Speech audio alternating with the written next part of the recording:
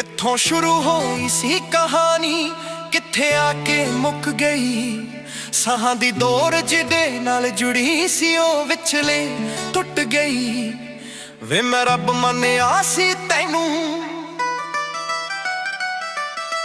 ਵੇ ਮੈਂ ਰੱਬ ਮੰਨਿਆ ਸੀ ਤੈਨੂੰ, ਤੂੰ ਹੀ ਦਿਲ ਤੋੜਤਾ। ਜ਼ਿੰਦਗੀ ਦੇ ਰਾਹ ਤੇ ਕੱਲਾ ਕਿਉਂ ਛੋੜਤਾ। ਕਿੱਥੋਂ ਸ਼ੁਰੂ ਹੋਈ ਸੀ ਕਹਾਣੀ।